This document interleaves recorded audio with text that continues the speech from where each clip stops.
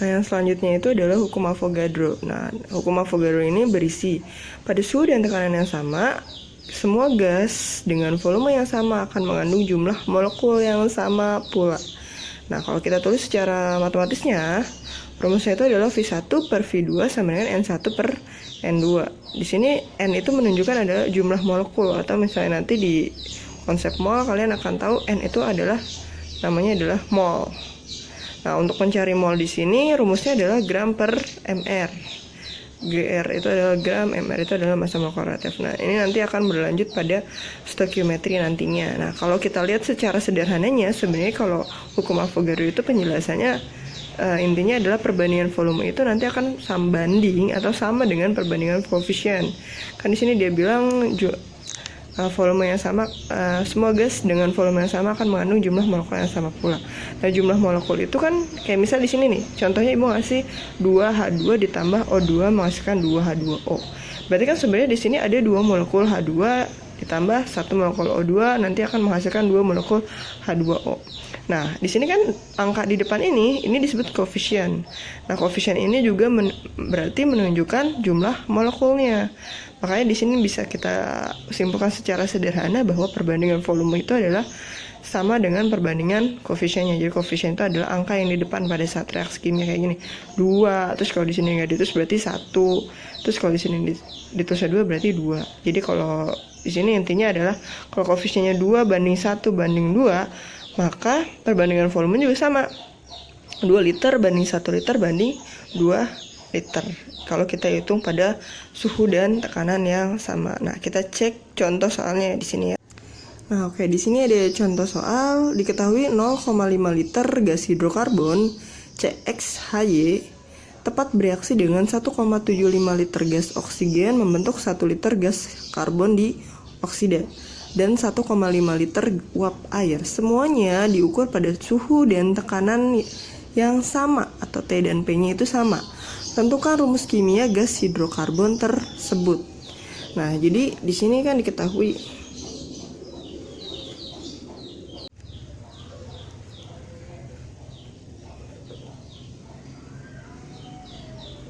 Nah, jadi cara jawabnya di sini kan kita buat dulu nih reaksinya.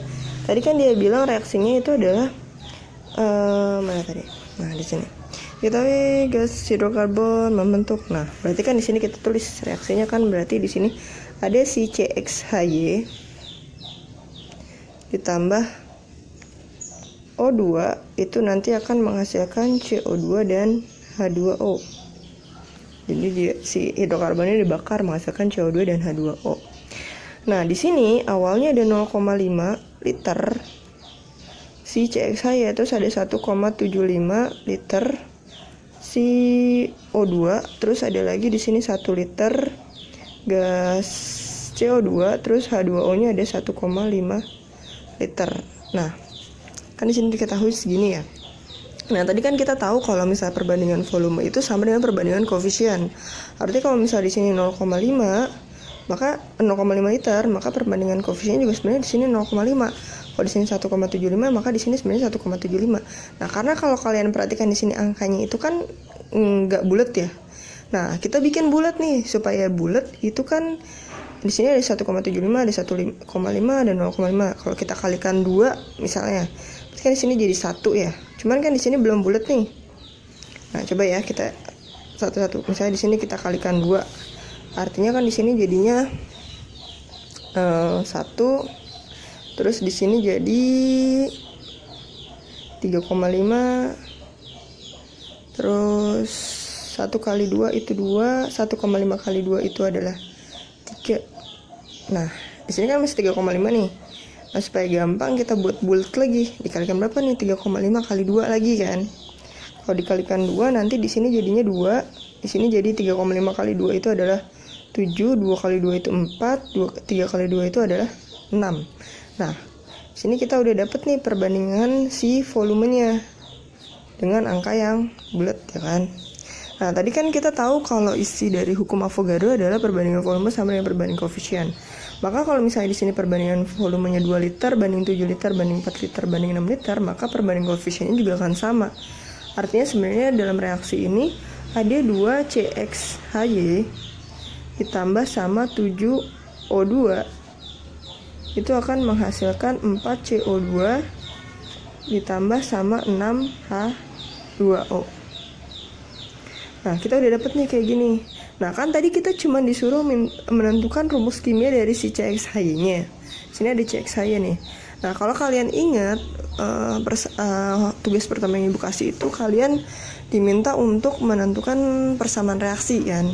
Nah, jadi kalau misalnya kita mau menyetarakan reaksi, sebenarnya dalam reaksi kimia itu jumlah atom itu di kiri dan di kanan itu kan harus sama.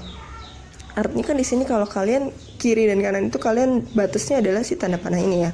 Sebelah sini kiri, sebelah sini kanan. Nah, di kiri ini kan kita butuh CX-nya ini sebenarnya C-nya itu ada berapa? Di sini pasangannya, artinya di sini C-nya itu pasangannya taruh di sini 4. Jadi kalau di kirinya ada di sini kan koefisiennya 2 ya. Berarti 2 dikalikan si X-nya, artinya si C ini atom C ya. Di sini tulis atom C. Berarti ada 2X. Nah, di kanan itu kan harus sama. Di kiri dan kanan kan atom C-nya juga harus sama.